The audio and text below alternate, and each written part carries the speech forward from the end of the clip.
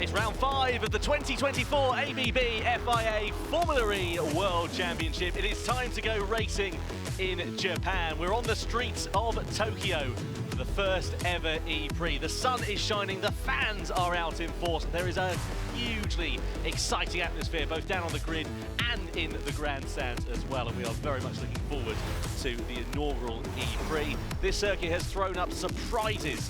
Billy Munger and Andre Lotterer alongside me here. Billy, this track, 2.5 kilometres long, 20 turns. It has been fast and frenetic from the word go. It is non-stop out there, completely so. You got down at one and two, and coming out at two, we've seen so much drama already, and we haven't even had a race yet because you dive down into 3.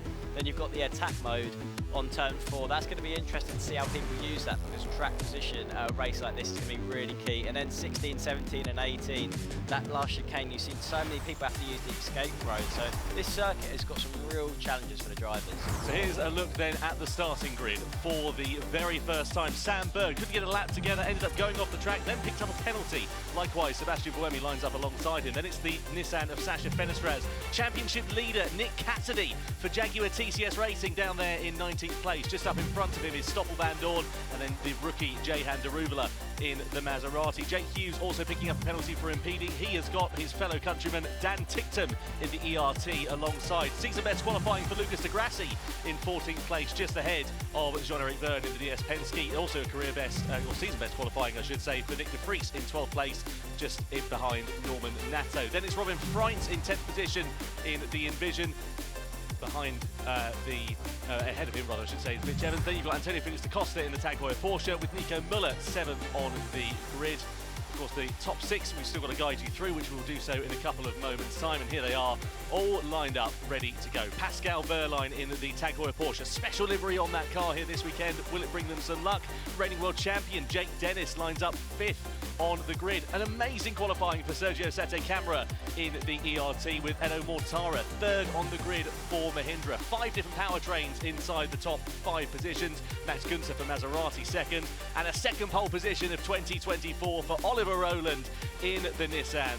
It's Sakura season in Japan, cherry blossom season. That special livery bringing them some good pace here this weekend. Yeah, definitely. And you see the Nissan supporters fan club. I was used to see them racing Super GT, waving the big flags, and they're all here and hoping for a good result. So burnout's now taking place, 33 laps ahead of the drivers. What's going through your mind at this point here, Billy? Well, I think all these drivers are very experienced on the grid. They will know what to do, but it's just about managing things, getting the tyres in the right temperature window. So when you get to that first sector where it's tight, it's twisty, you don't run out of grip and end up hitting someone or hitting the wall. Yep, 32 kilowatts of usable energy for the drivers over the course of this 33-lap race. You can see the virtual race engineer there as well. So drivers on the right-hand side of the grid will have an advantage because of better track conditions. That is the traditional racing line down towards the first corner. You can see, of course, the grid is absolutely packed full, and it all actually goes round that final corner where the drivers are lining up. Yeah, I mean, we've got a big grid, a lot of cars, a lot of action, a bit of smoke in the background there. I think someone's really taken those burnouts to town and yeah, embrace that Tokyo drift lifestyle that is so big out here in Japan. The Formula E Predictor app thinks that Nick Cassidy, 22% of him think he's going to win. Well, he's down in 19th position on the grid. It's going to be a tall order from there. But as we know in Formula E, anything can happen. All ready for the 5 red lights. Who is going to be big in Japan? It's lights out and we're racing here in Tokyo. Good start from Oliver Rowland. Look at Edo Mortara challenging down towards the first corner. He's going for the lead. Side by side with Rowland down towards T1. He slots himself to 2nd. It's Rowland in front as they go all the way through the first corner, flicking it into the left-hander. Günther's up into 3rd place. Then it's Jake Dennis. Then you have got Sergio Sette Camara in the ERT. They've all managed to filter through the first couple of corners relatively okay, but a textbook start there for Oliver Rowland. He was challenged by Mortara down towards the first corner, but crucially kept hold of the lead of the race, and it's all bunching up here as they concertina through the middle part of the first lap, and now finally the circuit begins to open up with Rowland in the Nissan in front. Yeah, it opens up, but turn 9 we saw a lot of action here, so let's just make sure everyone can get through this one safely. A little bit more clearance being left to the wall compared to when they're on their 1 lap pace. Oliver Rowland though, very controlled at the start. Edo Mortara, he was going for it down into turn 1. I was speaking to Sylvain Filippi down in pit lane before we started this race, and he said the drivers that are further down, the likes of Cassidy, Buemi, Van Dorn, all out of place compared to where we'd expect them to be. They've got to make ground in these early stages whilst the field is bunched up. They can't sit there and rely on a safety car, so expect them to see them getting their elbows out here, Andre. Yeah, and Evans lost 2 places, so not looking so good to move forward. And here you see the first move. Yeah, that's everyone. I said everyone behaved, but they're starting to get looking for opportunities. Yeah, Gunter there just defending from Jake Dennis, third place as they come through towards the end of the first lap. So it's Roland who leads, Mortara in second, Gunter in third, Jake Dennis, the reigning world champion, in fourth place. Look at the attack moves being made there. Sergio Sate-Camara defending from Pascal Wehrlein, the 2 Tag Heuer Porsches lining his turn. In the background there you've got Norman Nato sending it on the inside of Nico Müller into the first corner. Nato did manage to get the place, moves up into 9th. Both the Andretti's making good progress on his first lap. Dennis from 5th up to 4th. And Nato making up places, now getting himself into the point. So you can see the concertina effect that we've got at the start of the lap, where we've got those slow speed corners from 1 to 8. So everyone's queuing up, waiting for the opportunities that come in the second half of the lap for overtakes. 2 attack mode deployments here in this race, Andre, as well. 8 minutes available for the drivers. They can do it in 2 deployments, 6 minutes and 2 minutes, 4 minutes and 4 minutes, or 2 minutes and 6 minutes. What do you think the strategy is going to be here? Yeah, the key is to try to undercut someone, so take the attack mode early and then get back in the queue and gain those positions back and yeah, outsmart maybe the others. You'll see some guys taking it early, some guys taking it later. Sometimes there will be safety cars, so let's see. Sergio Sate-Camara there just having a half look on the inside of Dennis into turn 15. No room being presented there for the Brazilian driver. An amazing qualifying for him inside the ERT. 7 different teams inside the top 10, 5 different powertrain manufacturers inside the top 5 on the grid. And as you can see, it is still Oliver Roland who leads this race for the first time since Puebla back in 2021. It's been a long time since he was at the sharp end of the field. We ride on board. This is the view backwards, and this is what Edo Mortara will be wanting to try and get past before the race reaches its conclusion.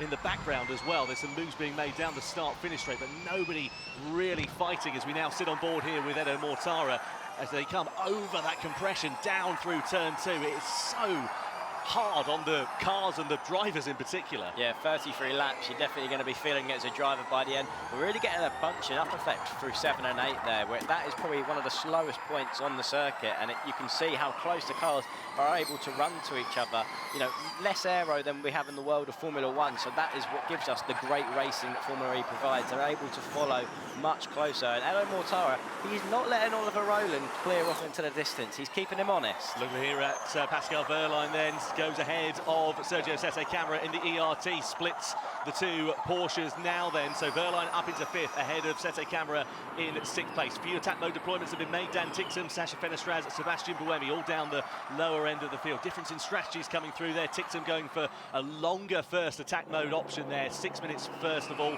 2 minutes for Fenestraz, so they'll do the reverse of one another in terms of that strategy in this race. It's really interesting, just having a little look from the back of Mortara's car now. Look how close Gunter's able to follow him. I thought potentially we might see some overtakes into the last couple of corners, because you kind of have to set up the exit onto the main straight, and we've got a couple of cars side by side now. Now going down the south finish straight, you've got Robin Freins there with oh, look at that on the inside. Pascal Wehrlein's going for a lunge on Jake Dennis. They're going to come to blows into turn 2. Did Dennis get shuffled out into the wall on the outside? No, it's Norman Nato, isn't it, as well, who's in the mix there too. So, oh, it's so tight as they concertina up. And Da Costa involved in the action there as well in the second of the Porsches. Just about managing to keep it on the straight and narrow. As you say, it just bunches up so much in this first sector. Drivers saying it's a bit like London here through this first sector. Let's have another look at a replay from the start. Look at Jake Dennis here in 4th place. Let's see what sort of launch he gets away from the grid. Yeah, he had the right side of the grid to get the best launch, and he obviously made use of that, taking the outside line and just slotting in behind Gunter and just gaining that position over Sate-Camara. So a nice launch, nice and neat and tidy driving. He didn't try and cut the nose off Sate-Camara and potentially risk getting damage to the car. He really just played that smart, and his consistency last season is what earned him the title. So I think that we're just seeing, you know, wise driving from Jake in the first lap there. And we saw Mortara going for a bold move there on the outside. This is the start on board here with Max Gunter. Now look at Mortara, he gets an absolutely worldy of a launch there, Andre. Tries to go on the outside and challenge for the lead. Yeah, but he knew that it was not going to happen, so he played it safe a little bit and maybe have a better shot later. But I tell you, everyone is so close together that there's going to be something happening, because it's so hard to make a gap also for the attack mode, so let's see. Da Costa there on the inside of Sate-Camara into turn 1, gets it done clean, clinical and decisive there for the Portuguese driver, getting some good feeling back in that car. Seemingly he was Now it seems like he's beginning to find his rhythm. First points on the board a couple of weeks ago in Sao Paulo, sitting in 7th place. It's all concertinaing up as they're sort of bumping into one another. Nato's getting biffed out there by the apt Cupra of Nico Müller, who's trying to find his way past, and did so a bit forcibly, if I may say so. Yeah, there was a bunching up effect as they went into 7 and 8. Sete Camera actually got a hit from Nato from behind, and then Müller ended up getting involved in that too. So a few positions, a few bits of damage maybe start emerging on these cars if they get wheel-to-wheel contact. Let's have a look at Nick Cassidy. He's up into 17th place, started 19th on the grid, so not particularly that much forward progress at this stage in the race. Look here at Pascal Wehrlein. He's trying to challenge on Dennis into 15. No way through for the Porsche driver at the moment. But I tell you what, Wehrlein's looking pretty aggressive in these early stages. Well, he knows his championship rival, Nick Cassidy, like you mentioned, he's not making the progress. He's starting out of position. He knows this is an opportunity for him to take potentially the championship lead and really close that gap up to Nick Cassidy. So he should be trying to make the most of a race like today. I'm wondering if Roland can go faster, or he's just trying to manage his lead and put the guys in the back a bit more in trouble, because if you bunch everyone up, they can get into trouble, and then that works to your advantage. What are they in terms of lap times at the moment? 125s there and thereabouts, also in the low 25s, couple of drivers in the low, the high 124s, mid 124s. The fastest lap time last time around was Nico Müller in 9th place. So, yeah, I dare say Roland's probably not pushing quite as hard as he could. Yeah, it definitely feels that way. I mean, considering the damage that we saw Müller being involved with, the fact that he's at the fastest lap on the last lap suggests, you know, if they're doing all that battling and he's still the fastest car on track, that there's still more pace to come from the front runners. So then through turn 9, on the brakes in towards the chicane of turns 10 and 11. This is where drivers are threading the eye of a needle through there. The entry to turn 10, it's completely blind going into there. This is a driver's eye view of this circuit, and you can just see how fast and frenetic it is. It's difficult. We got the 2 Porsche and 100 TBI. I think Edo is getting to struggle a bit now.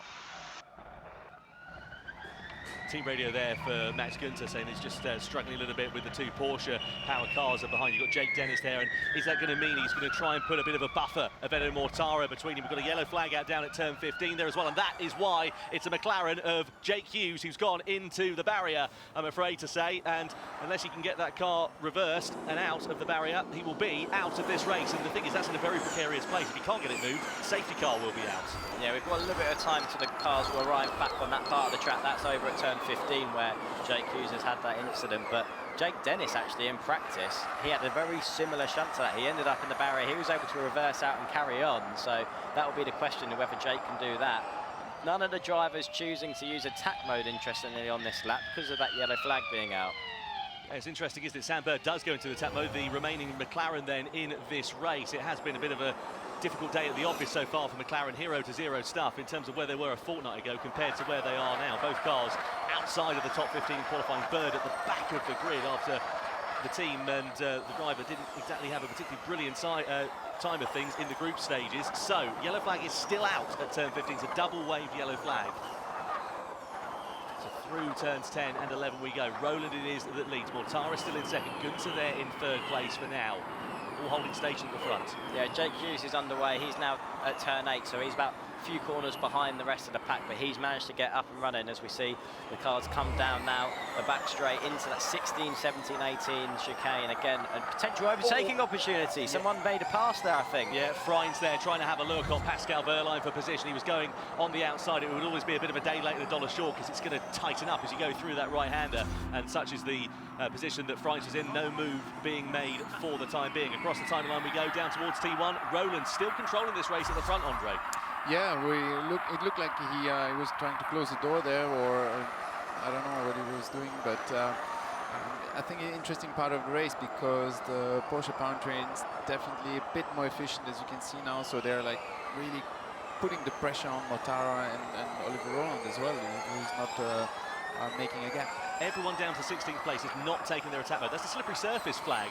There's out, what's that, turn 7, turn 8, isn't it? Just coming through on towards this faster part of the track. So not entirely sure what that's all about. Maybe a bit of debris down on the circuit. But yeah, interestingly, the top 16 have not yet made their attack modes. The thing is, they're all bunched up so much. If you make a wrong move and you go through, then you lose positions and you're stuck in traffic. You can't use the extra power that you've got. Yeah, I think they're hoping that these gaps between the packs start to emerge so they can use the attack mode and slot themselves into a bit of clean air so they can use that extra power. But right now, with the gap so tiny between all the drivers... They deploy a lot. Turn 1, turn 10. The rest to counter overtake. Okay, So what doing he's a saying great job, there, mate. they are Let's be patient. deploying a lot in turn 1 and turn 10. That's where the bigger lift zones are, and they are avoiding to lift there. So that's like driving defend mode, and they're trying to save energy in other parts of the track to. Yeah, Gunther looking for Gunther looking for a move there on Mortara into one.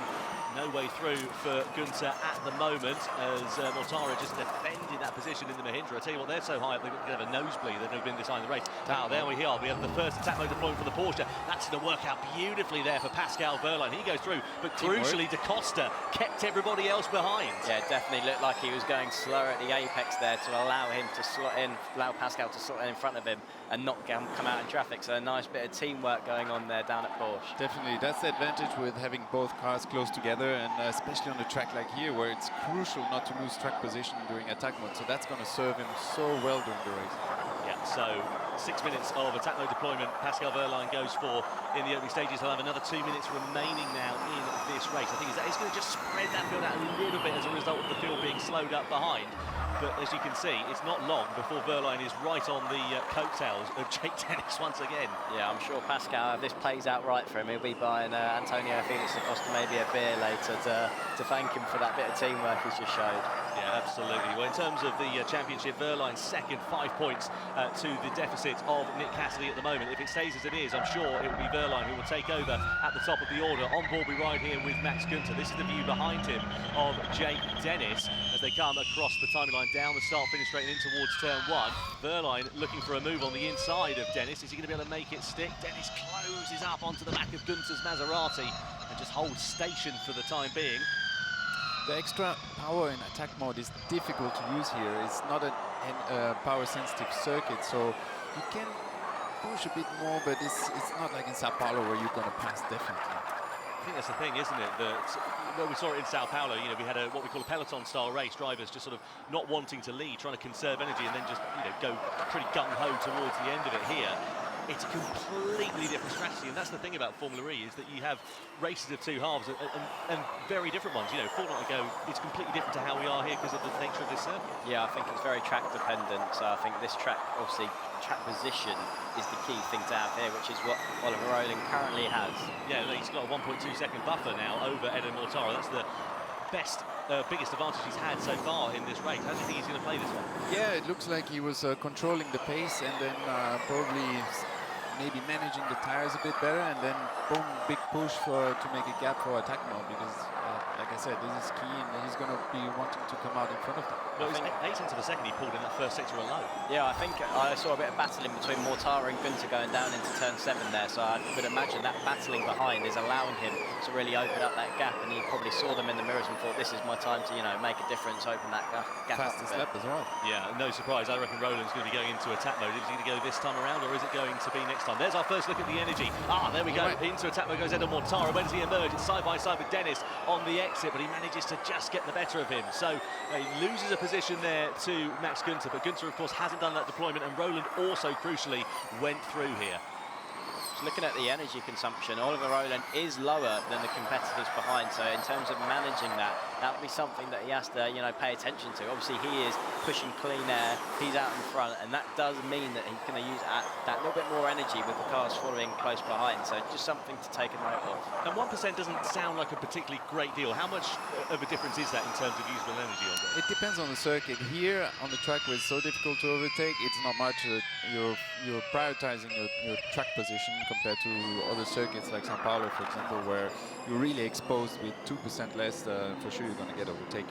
Oh, we've got some brilliant side-by-side actions. We look at a heli shot here of the cars going through into the left-hander. Porsche versus Andretti coming into that series of corners. Dennis just manages to stay ahead of Wehrlein. Also, Da Costa has gone into attack mode and crucially emerged ahead of Sete Camara. So the two Porsches there working absolutely brilliantly together to just hold station for now, hold it in 5th and 6th place, and then hopefully the race will come to them in the latter part of it. It does feel like now there's a separation between the top 6 and Sete Camera. Sete Camera obviously hasn't used that attack mode yet, so he's going to be potentially holding up the field behind him a little bit, while the cars in front, they've got that attack mode energy.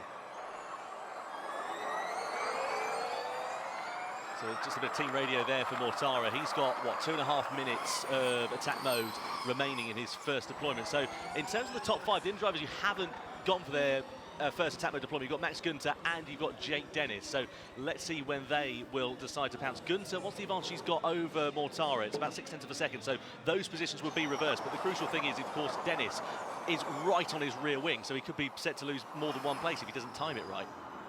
The interesting part is when will Dennis go for attack mode, because he doesn't have the gap behind him, and he must be quite upset because he saw the 2 Porsche cars working together, and that's something to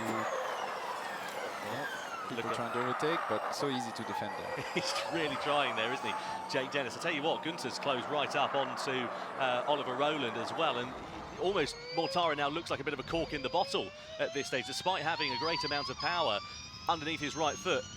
You can see there's a bit of separation now between the top 2 and then the Mahindra. We ride on board with Dennis down towards the first corner. Manages to line astern for the time being. Bit of front wing damage there on Jehan de Rouvela's car as well. Into the attack mode deployment goes Oliver Rowland then, so that's his second one done, and it releases Max Günther into the race lead. This is as high as he's run all season. Getting so close there to the car in front of him. Let's have a look at the replay of Jake Hughes. This is what happened to him. Oh, it was contact with the apps then that sent him into the wall at 15. Yeah, I believe that was Lucas de Grassi on the inside there that, you know, made contact with Jake. So a bit of an unfortunate one. Wasn't really a driver error. That was just a bit of hard racing, maybe that overstepped the mark. Looking at turn 1 now, one of the DS Penske cars having a little bit of a moment there and clipping the barrier. Yeah, and that's why Jehan de Rouvela's got that front wing damage as well. So he just sort of sent into the shadow realm, as it were, really. So 20 laps remaining in this race. Ollie Rowland in attack mode, 6 minutes. He's done his second deployment now. Let's see how this is going to work out, because Max Günther, who leads the way, has not done so. So you would imagine what Max Günther is going to try and do is going to try and build that gap out now. Yeah, he's going to try to do the same thing and see if it works out, but Rowland is quick today, so I'd be surprised. But you can see he's pushing. Absolutely. It's certainly not out of the question that Rowland could be on for this victory, but as we know in Formula E, anything can happen. Look there at Robin Freins on the inside of Sergio Sete Camera. We thought the Sete Camera might be a bit of a cork in the bottle, so it's proven to be. Freins gets himself up into 7th place, into attack mode, then goes Max Günther. Where does he emerge? It's going to be side by side with Mortara. The positions back as they were before the first attack mode deployments took place. He did fastest lap there, so he tried to make a gap. Good effort. Yeah, not bad at all there for Max Günther. Doing a good job with that Maserati as well. They've had a bit of a difficult off-season, a lot of key personnel changes, a lot of disruption going on, and we understand that there's a few rumours they're looking for a few more sort of partners to help them get towards the end of the season. But Max Günther there doing a really good job of putting the car exactly where he needs to be. Of course, he's a race winner in Formula E, won in Jakarta last year as well, so he knows what it takes to take the checkered flag first. Super well controlled now by Oliver Rowland. He's doing his second attack mode, and a crucial moment for him. It's so tight there. It's so dusty offline as tell well, you, isn't it? Everyone is so close together, it's so tricky. You never file a little incident. If someone brakes a bit harder, if you're not ready to stop, you break your front wing. This happens so easily, and it's quite stressful to see all these cars so close together. Rowland, that defensive line down towards the first corner, not necessarily defending fresh air as such, but he knows that Günther's there and will be ready to attack. Yeah, both of them have got the attack mode, so they're both in the same position power-wise, so he'll just be trying to manage that gap and keep track position, and at the minute this is a very well-managed race from Oliver Rowland. He's great job, mate. Eyes forward. Rowland, second attack mode, 3 minutes 30 remaining. Thing is about Rowland now was a bit down on energy, and I think now he's trying to save that energy to be in a more comfortable situation for the rest of the race. Yeah, just looking there inside the Maserati garage, a few pensive faces, I'm sure. Mortara there looking towards the inside into turns 10 and 11. I don't think that's going to be a traditional overtaking opportunity unless we get to sort of the last couple of laps of this race, really. Yeah, that's a win it or bin it sort of overtake, I'd like to call that one. So I don't think we'll be seeing that till right at the end of the race. Just looking at the lap times now, what we're seeing, you talked about the energy management throughout this race. They're 2 seconds a lap slower than what Gunter's fastest lap of the race is right now. So that just shows the amount of management that's going on to, keep things in the right window. So they've got the energy to go for it the last few laps. We were talking about qualifying as well and just how important that was. So it's turned out to be. I mean, Nick Cassidy started down in 19th place. He's only up into 16th position. Fenestras is up into 15th as well. He was down in 20th on the grid. So they've made a few places, but they're not troubling the point scorers at this stage. Yeah, currently not making a huge amount of progress, are they? So it does seem like, even with a great car underneath them, this is the sort of track that, qualifying is important, and that's where it went wrong for them. 2 Porsches have just swapped places here as well. Da Costa's gotten up into 5th, Verline now down to 6th. Didn't see that happening. Be interesting to see also when is Dennis going to go for attack mode. He's definitely waiting for a gap there that's not happening at the moment. Yeah, Dennis hasn't deployed attack mode at all in this race, whereas leader Oliver Rowland has. So let's see what Dennis is going to be able to do. Is it just because he's sort of in no man's land, really? He's not got the gap behind him. Yeah, and he's probably seeing in his mirror there's a train there, so you got to think 1 or 2 cars behind to choose that gap. I think if you're Jake We're Dennis, doing a great job. 1% more energy than the car ahead and the car behind. Just watch Dennis. He's got 2% more than us, but he's got 2 attacks to do. He's saving for the end of the race. Side by side there with Dennis versus Da Costa into turn 15. Oh, look at Gunter as well, trying to challenge Oliver Rowland, going through into the left-hander, then into the chicane. Not quite able to make anything stick at the moment, but certainly signalling his intention. He's just had the encouraging news from his race engineer as well, that he's got a little bit more energy than Rowland in front. Yeah, Rowland at the minute is the one, because he's led the race the entire way, he's just used a fraction more energy. He is driving slowly in order to try and, make up for that and sort of balance the energy consumption that maybe he's using a bit more because he's in that clean air. But I think Dennis in 4th, he hasn't used any attack modes, but also Freins, Sete Camera and Nato are in the same position, so maybe that's the sort of window he's looking for, one of those guys to drop out, give him a gap so he can get into that sort of position after using attack mode. You see our race engineer there says that Dennis is in a strong energy position to attack. Well, that's all well and good, but he's still got to take his 2 attack mode deployments at some point in this race through that right-hander as we ride on board. This is turn 9, one of the fastest parts of the track, and we saw Mitch Evans coming a cropper there in qualifying as he kissed the barrier on the outside. Everyone's made it through unscathed at this particular point. Roger Griffiths on the bottom right-hand corner of your picture. It's been a bit of an up and down start to the season, though, for Jake Dennis. Of course, delight for him in Diriyah when he took the victory in the opening race. That's so dangerous. Almost crashed into him. Reported, turn 18. Yeah, understood. Stay calm. Stay calm. It's a long race, and you got great pace. Stay calm. We'll report.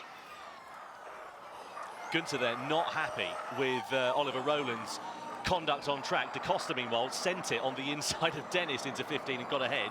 Clean move, very clean move, not easy. And yeah, it was always tricky, like to avoid a situation like Jake Hughes had. Rowland again defends down in towards T1. Look at these drivers still sitting nose to tail. Robin Freins not too far adrift there. You've got Norman Nato, Sergio Sete Camera, Mitch Evans in the mix there as well. 100th race for Jaguar here this weekend. Into attack mode goes Robin Freins. Let's see where he's going to emerge. It's going to be just behind Sergio Sete Camera there, so he's going to drop himself down into, what's that, 10th place there and thereabouts.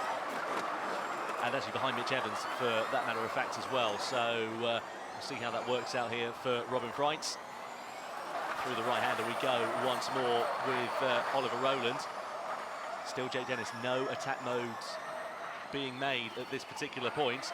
Da Costa is in a good situation. He's done 2 of his attacks. That's this, Mitch Evans into the wall at turn 9 again.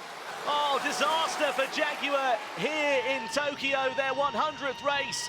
And unfortunately, we say sayonara to the Kiwi. And I wonder if that is entirely of his own making, because suspicious. It looks very, very tricky to judge that one, and you can see a face like thunder, unfortunately, for James Barclay. It's all kicking off in the mid-pack as well. And Mitch Evans, I'm afraid, is out of this race. Oh, roughed up there on the inside with Verline. Side by side.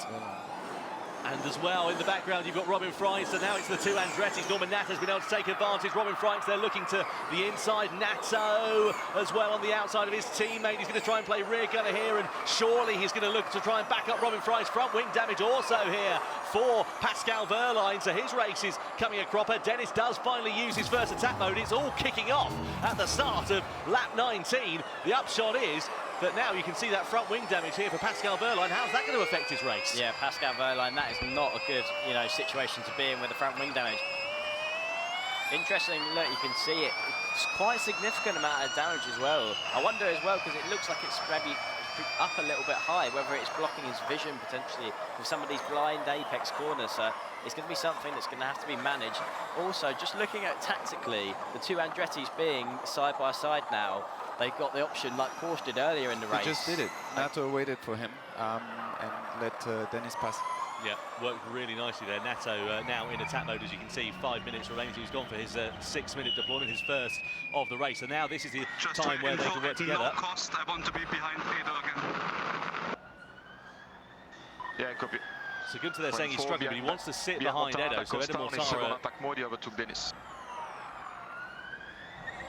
But you can see, yeah, the problem with that is that if he drops himself behind Mortara, he's going to leave himself open to attack here from Antonio Felix da Costa, who, by all accounts, is now having a great run and is in as good a position as we've seen him all season. And he's been pretty punchy with his overtakes, Antonio, so far in this race. He really looks like he's got the bit between his teeth and he wants to make some progress. You can see in the background there, again, look, Dennis using the attack mode, Natto backing everyone up. The same play as what Porsche used earlier in the race. It's really such an advantage to have your teammate, your wingman, nearby. Yeah, it's worked out nicely. This is what happened here to Mitch Evans then. So, did it all happen of his own making? Oh, he had contact there with Sete Camera bang on the inside with Freins. So, he just outbraked himself there on the inside and straight to the scene of the crash. Yeah, it was a bit of a ambitious overtake, that one. That's, maybe just gone wrong. The car he was actually overtaking wasn't the one that he made contact with. It was the car in front that had already turned into the apex, where he just arrived with too much speed and had nowhere to go. Well, that's exactly what we were saying. We were talking about the concertina effect in that first sector, and that just goes to prove how close it all gets. Mortara, meanwhile, is now defending from da Costa and Dennis. So, great day at the office here so far for Mahindra. Safety cars out. That'll be for debris on the track. There's a fair litter of carbon fibre as a result of that incident with Mitch Evans. De Grassi's also entered the pits, and likewise Nick de Vries as well. I thought there was a collision between De Grassi and Evans, but it wasn't. But it's such a fine line to make a move, Either you sit behind and then you do nothing, and you do a little move, and yeah, it's so easy to get into a little accident, and it costs you a lot.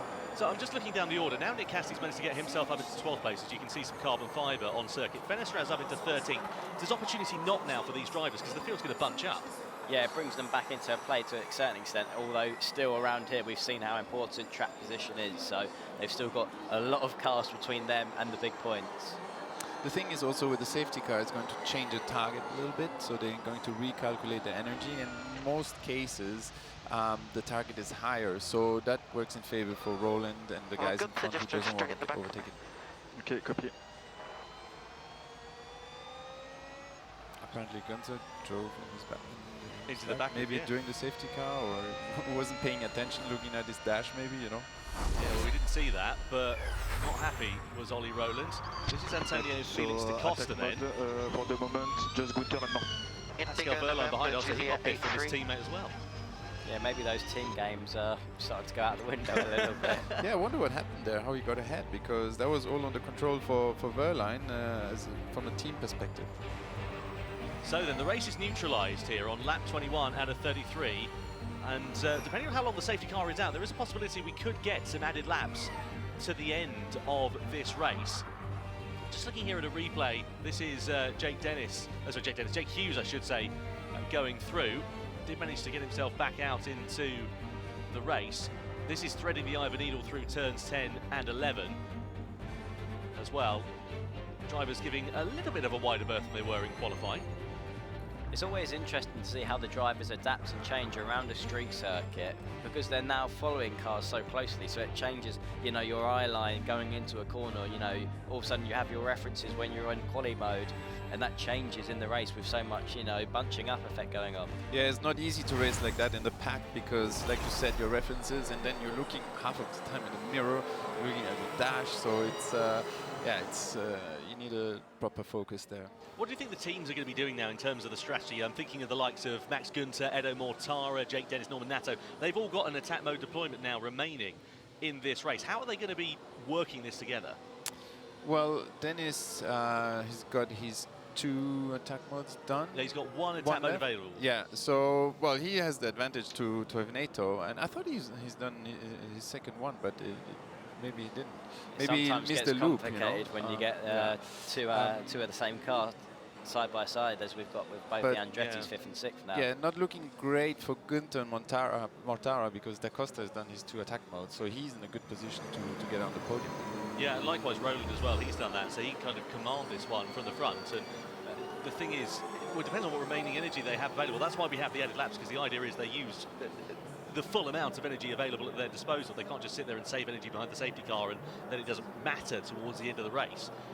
So be keen to see how this is going to work out, but I have to say, you know, the safety car's trundling round whilst they clear the circuit and make it safe for racing to resume. But it's going to be very interesting when this resumes as to what it's all going to play out like. Yeah, all the guys in P5, position 5, 6, 7, 8, and 9, that's going to be very strategic because all the drivers behind them have done 2 attack modes, so they're going to try not to lose positions. Well, we saw Mitch Evans unfortunately crashing out of the race as we sit here riding on board with Nick Cassidy, Team Radio. The cars are not really getting away, and you're up on energy compared to the cars in front. Robin, who's just a few cars ahead, he is 2% down. So Team Radio there for Nick Cassidy, just saying about the energy remaining for the cars in the immediate around him. He's got a great amount of energy available, 42%. Likewise, Jake Dennis as well. Anyway, let's go down to Radzi, who's with James Barkley, the Jaguar team principal. Not the happy 100th race that they were hoping for, Radzi. Exactly right, Tom. In fact, James Barkley is currently very much involved with the details of Jaguar TCS racing. Mitch Evans, who came into the garage, we thought it could be retirement for him. Wasn't the case. It was a simple nose change, no damage to the tyres, no damage to the wheels, no damage to the actual structure of the car, and he's been straight back out. But what for me is the really telling part is the body language of Jaguar. This is a race, as you mentioned, the 100 years, the centenary for Mitch Evans, the centenary for Jaguar TCS. We thought it'd be buoyant, we thought it'd be vibrant, but instead, unfortunately, it hasn't turned out the way they'd like as of yet. So it's back out there for Mitch Evans, and it's a case of damage limitation from here. Yeah, thanks very much indeed, Radzi. So we hope to catch up there with James Barkley, but as he said, he is very much deep in trying to work out now how they can use the one remaining car of Nick Cassidy to their advantage. Let's have a look at Nick Cassidy. Where is he? He's 12th place. He's taken his 2 attack mode deployments, so he hasn't got to worry about that, which is, I suppose, some crumb of comfort. Yeah, he can just focus on just getting moves done on the circuit, knowing that he's not going to have to give positions up using that attack mode. And there's a few cars in front of him that we've already mentioned, the likes of Dennis, Nato, Robin Freins, that have all got to use another attack mode. So that will be his opportunity, where he just needs to make sure he's super close to the back of the car, and he can maybe gain a couple of positions, earn himself a point or 2, which would be pretty impressive around a track like this, considering how qualifying was a bit of a disaster. Yeah, Cassidy is in P12, so that's close to the point, so for sure they're going to try everything to get the points.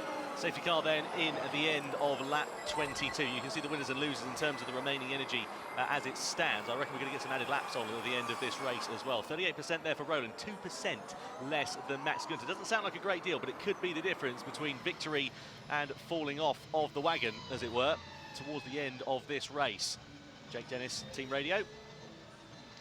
Yeah, we've got to do Strat 13 like discreetly though, because if we do it, then Mortara will just take it as well at the same time. He needs to do it at the last minute, and then as I'm taking it, he can pull up alongside me, but just let me go.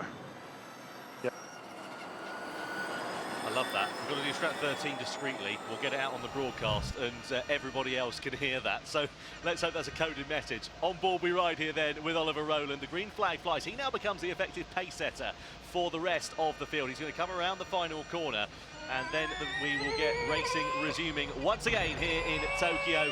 Lap 22 as we go green flag running. It's Roland then from Max Günther, and he went early there, did Ollie Roland. He wants to try and pull out as much of an advantage over the Maserati as he can.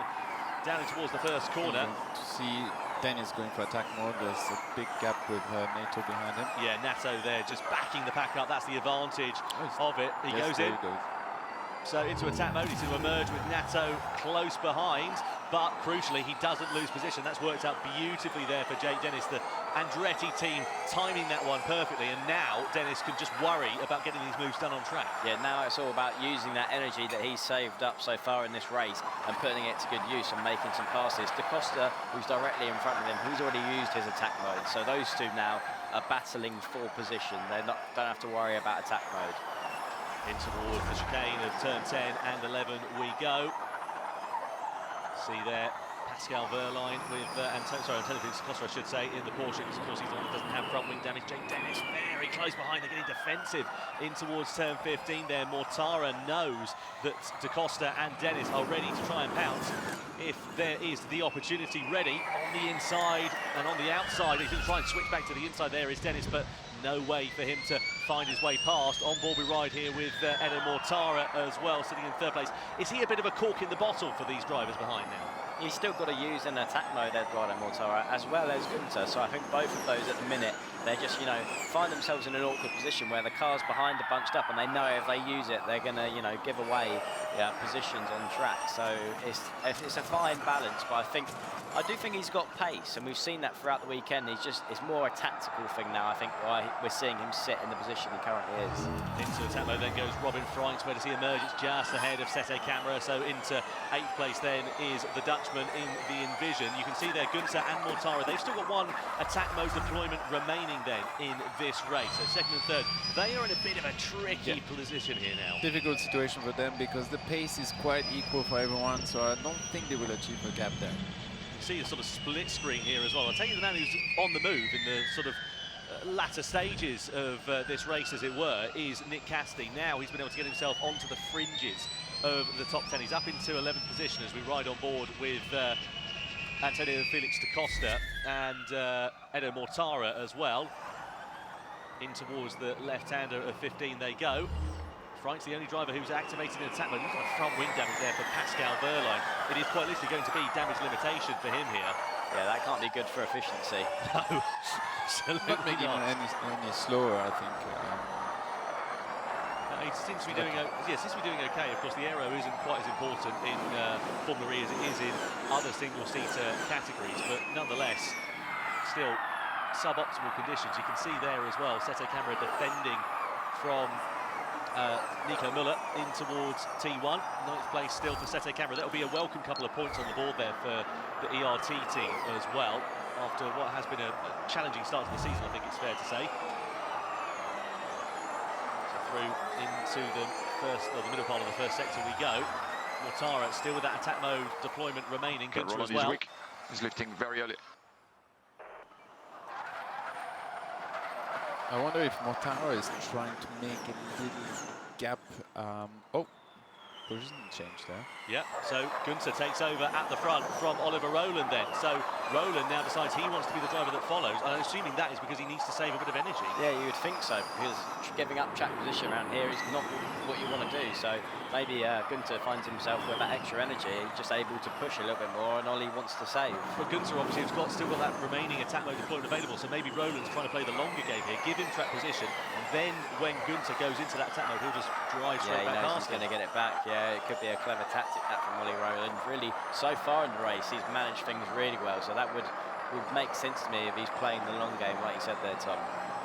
He needs to watch out because Günther is quick. If he makes too big of a gap, he will find himself having to invest energy again.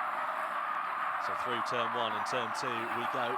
Compression, I tell you what, the drivers are going to be straight off to the chiropractor first thing tomorrow morning. Max Günther, we ride on board with him. This is how he took over the lead. So going through turn 9, Roland in front at the moment. And I think Roland's, he's going to pull to the inside and just lift off, isn't he? Yeah, he's completely just let him past there going into turn 10 and 11 there. So this is a tactical decision that Nissan and Ollie Roland have decided to make. So through 9 we go. Günther, 7/10 of a second is the advantage. That's not enough for him to hold on to the race lead as it stands for now, but crucially, of course, it is enough for Roland to just hold on to the back of him and, obviously save the energy as he needs to do. Mortara's still sitting there in third place at the Mahindra. This is as good a showing as we've seen for them all season. I highly doubt he's going to finish on the podium given the pace of Da Costa and Dennis behind him. Could we see Da Costa's first podium of the year here? I think so. I think it's happening. An amazing turnaround in fortunes for Antonio. When was the last time he was on the podium? It's been a fair while, hasn't it, for the number 13. It's just having a look at my stats here. Back in Portland in 2023, the last time we saw him on the box. His racecraft is really good. It's really impressive how he managed to go forward. Absolutely, sort of beginning to become a little bit stagnant now at this particular point in the race. Still no news on added laps at this point as well. Team radio for Günther. Let's open the gap this lap. Overconsume a bit.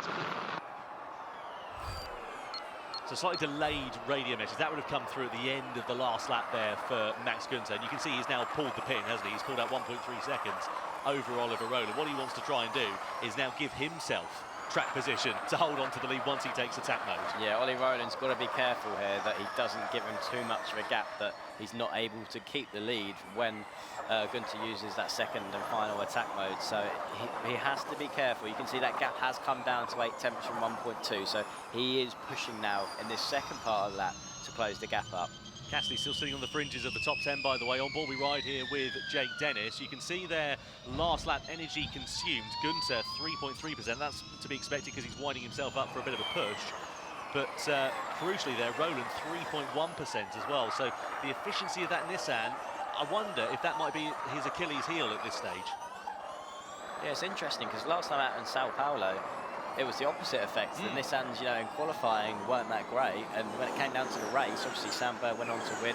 Ollie Rowland made up some good ground to get onto the podium, so it felt like, okay, in the race they had, the good management and the good energy, but maybe not so much here. Günther's going to go into attack mode here, isn't he, on the start of lap 28. Where is he going to emerge, though, in relation to Ollie It's coming out in front of him.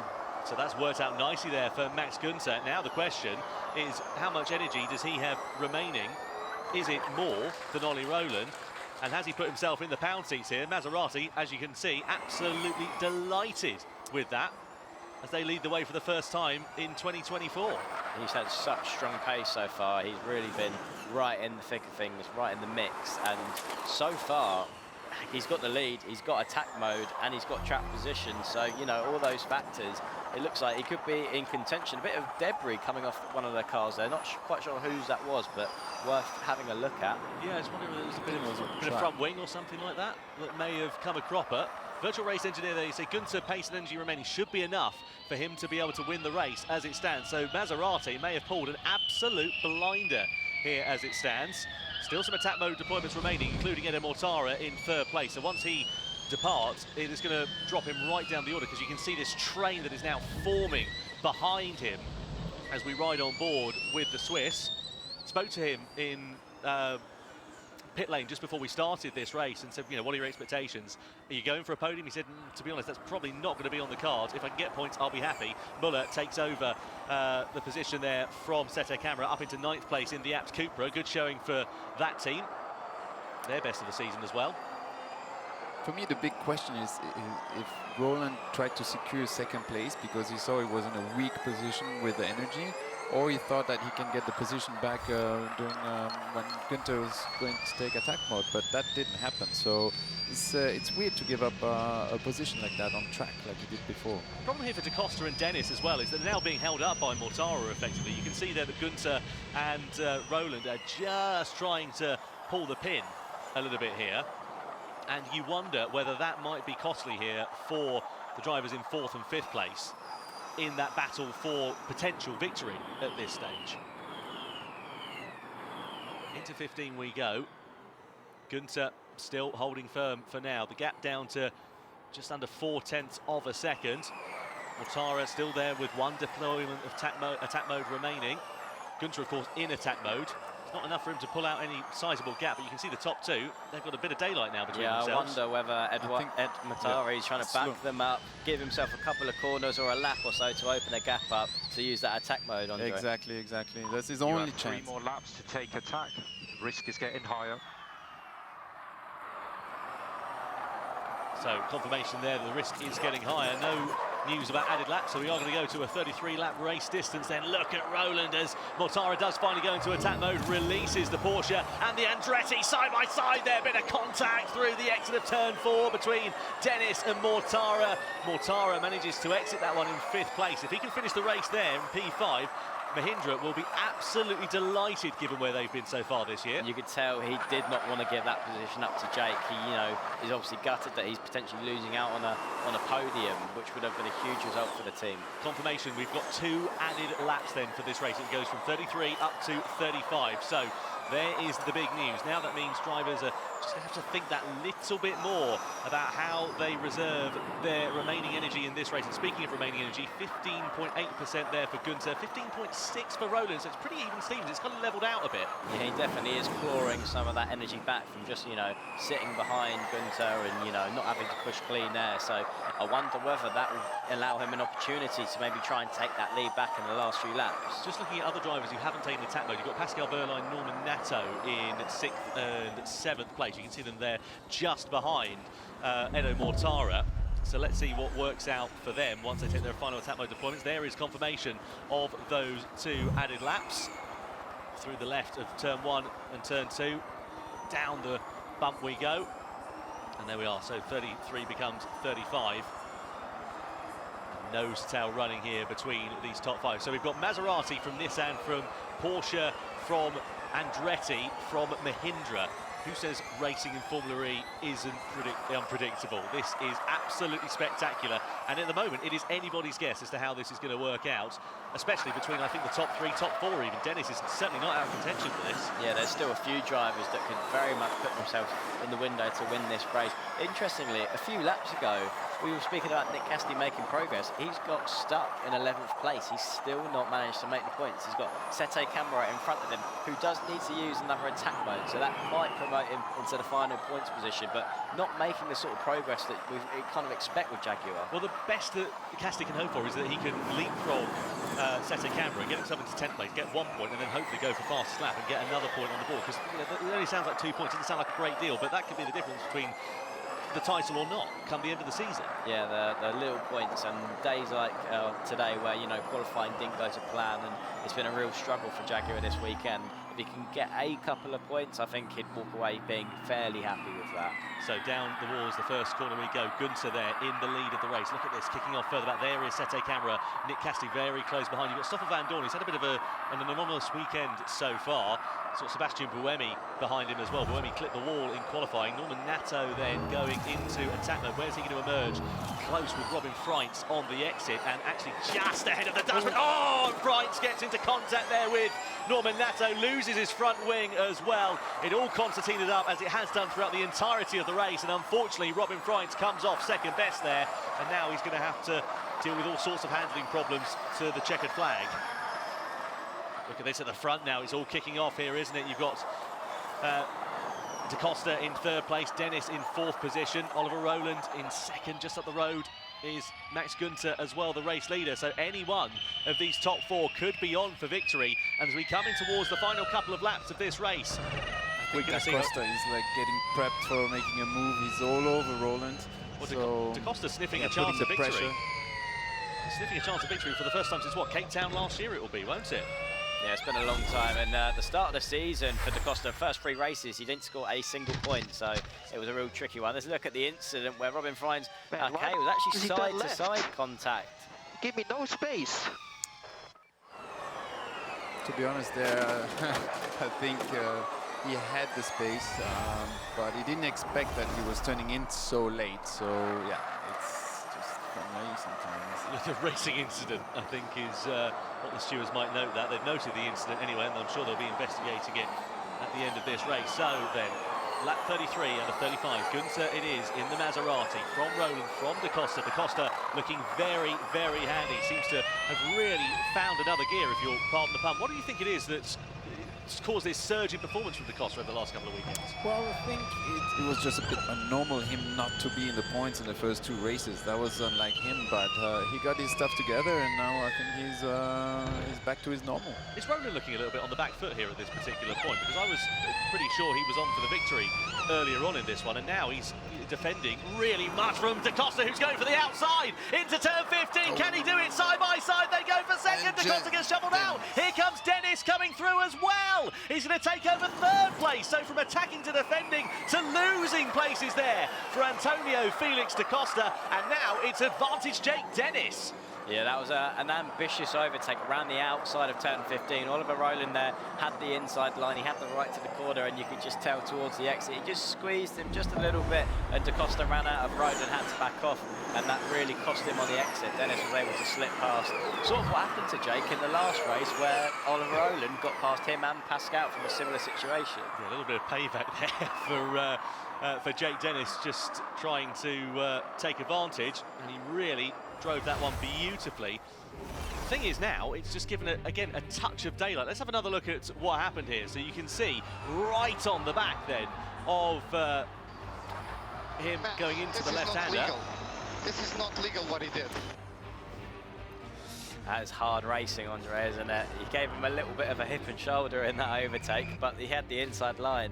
Yeah, if you look closely, actually, Roland left him the space. So, I mean, it's tight there. So, of course, you try to complain so that maybe you have a little hint of investigation that can work towards you. But in this case, I think Roland collaborated quite well, and he could have been more aggressive than Costa would have been in the wall. That would have been okay, the problem. But it both made it. We're coming through then to start the final lap here. It is Günther with the advantage. Ollie Rowland, though, it's still very much in touching distance. He's just 0.3 of a second adrift just in the background there. You saw Mortara defending from Pascal Wehrlein coming in towards the final couple of corners. Just able to hold on to 5th place for now was Edo Mortara. We're side by side for the race lead down to the start, finish straight and in towards turn 1. Mortara, Rowland trying to attack there on Max Günther and looking for the inside into turn 3. No way through for the Nissan driver. Wants to take victory on home soil on the final lap as we come through turn 4. Norman Nato picks up a 5-second time penalty for that collision with Robin Freins a couple of laps ago. But we ride on board here with Max Günther. He has got the clear track in front of him. Can he take Maserati's first win since Jakarta last year? Oliver Rowland, he's running out of places to get a move done now as we come through turn 9. This is a bit sketchy. Rowland's down to 1% on his energy, so if he needs to make a move count, he needs to do it now. Oh, defending there is Max Günther from Oliver Rowland. Keep an eye out for Dennis and Da Costa in the background. They'll be ready to pounce should these two in front come to blows. Through into the middle sector we go into turn 15. We've seen moves being made. Look at Oliver Rowland on the outside there with Max Günther. We're side by side for 3rd place as well. Just Dennis holding firm as we come in towards the final sector of the lap. It's advantage Max Günther. Rowland sitting there in 2nd place, but they're down to 0.1% energy. It is going to be absolutely critical to the checkered flag. Günther's just got enough in his pocket as he comes through the final couple of corners. Maximilian Günther on the streets of Tokyo takes Maserati's first win since Jakarta last year. What a drive from the German. Oliver Rowland takes 2nd place and Jake Dennis on the podium in 3rd position ahead of Antonio Felix Da Costa and Pascal Wehrlein, the two Tag Heuer Porsches. In 4th and 5th place, Mortara got 6th at the checkered flag from Nico Müller. Then Cassidy, Freins and Sete Camara completing the top 10 point scorers. What an absolute joy for Maserati and for Maximilian Günther here on the streets of Tokyo. Maximilian Günther, a race winner in Formula E for the 2024 season. In qualifying, where we've got it right in the race.